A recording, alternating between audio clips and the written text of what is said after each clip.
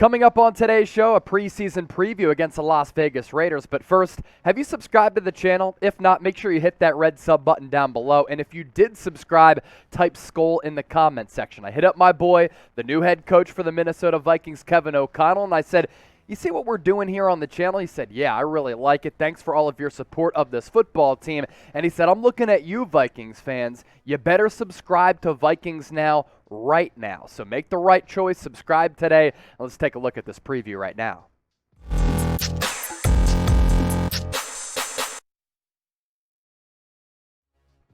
All right, welcome in. This is Minnesota Vikings Now by Chat Sports. I'm your host, Chase Senior. I hope all of you Skulls out there are having a fantastic week. What we're getting into on today's show, a lot of things to watch out for against the Las Vegas Raiders as Minnesota makes their preseason debut in the lead-up to the much-anticipated 2022 season with Kevin O'Connell getting his head start as a new head coach for the Minnesota Vikings. So obviously the biggest storyline to look out for with Kirk Cousins not playing, and I really don't think that he should play at all throughout the preseason. Keep in mind Matthew Stafford didn't play for the Los Angeles Rams last year. That's where O'Connell comes from. I want to see if Kellen Mond has made any strides forward. I want to see if there's been any development that has taken place. He was a third-round pick, really intriguing prospect coming out of Texas A&M.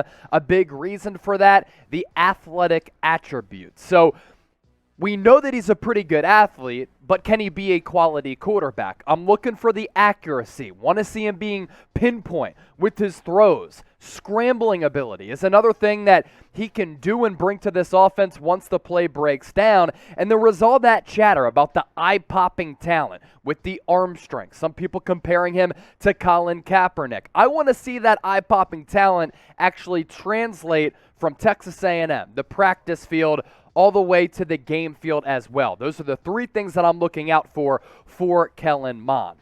Now, what do you think? Do you believe in him? Give me a Y for yes or an N for no. We know that this is a big year for Kirk Cousins. I'm not sure if Kellen Mond is the future. Let us know what you think right now down below.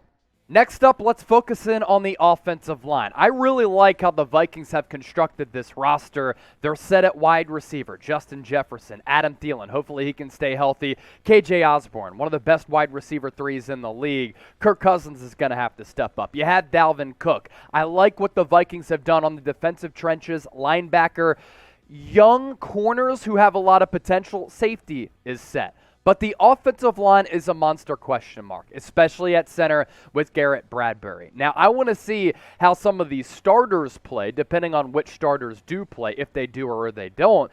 And I also want to see how these backup offensive linemen are able to perform against the Las Vegas Raiders, a Raiders team that has experience already in the preseason because they beat the Jacksonville Jaguars in the Hall of Fame game. Most notably, it's Ed Ingram, top 60 pick for Minnesota in the 2022 NFL Draft. A lot of expectations for him as the 59th overall pick. Really good player at LSU. Most likely won't see Jesse Davis in the preseason. And Ed Ingram does have a golden opportunity on his plate. He could be a starter by week one if he continues to be consistent day in, day out at practice, and then he's able to take that and put it onto the game field as well as the game film and prove to this coaching staff that he was worthy of that top 60 selection. There's also this about Bradbury. He just has to prove himself in the preseason.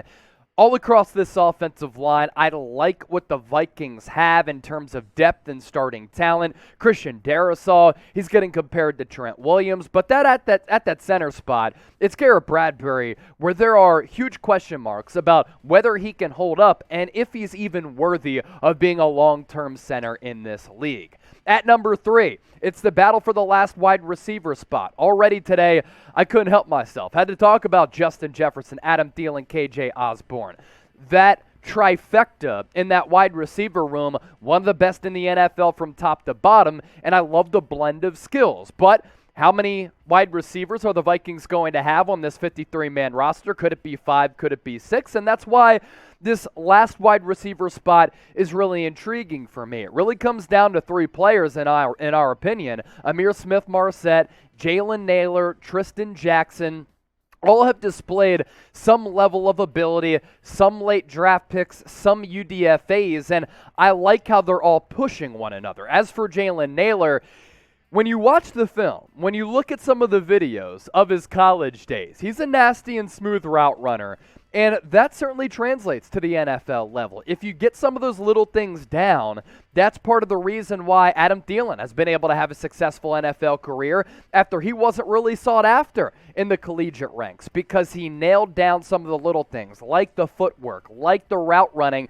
and then he became surgical inside the red zone. Now, I'm not comparing Jalen Nailor to him. I'm comparing some of the little things that he has to perfect, some of the things that he has to iron out, and if he's able to do that, has a chance to make the 53-man roster with a big preseason showing. You look at the Vikings wide receiver depth chart here. B.C. Johnson is probably wide receiver 4. He has the inside track there. And then outside of that, I'd say that this competition really is wide open, so keep an eye on these wide receivers competing for that final roster spot. Depending on how many wide receivers Kevin O'Connell has on this roster really comes down to his personal philosophy. If you're excited to see this wide receiver group, you already heard from Kevin O'Connell to subscribe to the channel, but how about this? Sub to the channel by hitting that red sub button down below. We appreciate all of your support on the channel. At number 4, it's the young secondary. And last week, we talked about some of the youngins in the defensive backfield and the potential that they have, where they've been selected, and some of the expectations for them. So far up to this point, a lot of these young guys, much needed for this defense, have been having great camps. But it's one thing to do it against your own teammates when you're familiar with the offensive scheme, because you're going up against a team that you're familiar with because it's your own squad. Now let's see that translate to the actual preseason field. And this is also an opportunity to bolster the confidence for some of these guys who have struggled with confidence to start their respective NFL careers, because you can go up against guys who you should have their numbers against, because they're going to be backup prototypes when you're going up against the Las Vegas Raiders, because it is the preseason. So Cameron Dantzler, I'm looking at you. I'm really confident in what Shannon Sullivan can do. Vikings use pretty high draft capital on Andrew Booth. So these guys, they have to be able to prove themselves. Nate Hairston, former guy who went to Temple University, my former college home. So how can these young guys rise up to the occasion, and can they rise up to the occasion and show up, show out, and ball out against the Las Vegas Raiders? With this secondary, outside of offensive line, it might be the biggest question mark on this roster. Yes, you have Patrick Peterson, but we're not talking about the Cardinals' Patrick Peterson. He does have value on this roster as a future Hall of Famer, but he's a little bit older, and he's past his prime. Now it's time for these young guys to step up. Scale it for me from 1 to 10. Lastly, in our list of what to watch out for against the Raiders in this preseason opener, it's Kevin O'Connell's philosophy, both with schematics offensively, but also, is he going to play a lot of his starters in these preseason games? Or is he going to adopt that similar approach that Sean McVay has shown with the Los Angeles Rams, which has been very, very conservative in the preseason over the last couple of years, where he does not play his starters? And it worked out for the Rams last year. Like, Matthew Stafford didn't play at all in the preseason last year for the Rams, and everybody's like, is he going to be ready for week 1? He torched the Chicago Bears. Yes, not a good football team, but Matthew Stafford didn't miss a beat. He threw for 3 touchdowns. So with O'Connell's philosophy, a couple of things here outside of the schematics. Who will play? Stafford didn't play a snap last year in the preseason. Don't expect to see any starters or many starters for O'Connell in his debut season as the head man for the Minnesota Vikings. Again, we want to continue to grow this channel. We want to continue to grow this family. We've been working our asses off to give you the best Vikings content. So more subscribers simply equals more videos. That's why we ask you to subscribe to the channel, because we love chopping it up. We love going with the skull chant. We love talking Vikings football. But in order for us to do even more of that, you got to subscribe to the channel. Because how can you not when we're doing everything from news, breaking news, rumors, and preseason previews? When the regular season comes around, that's when it really gets real.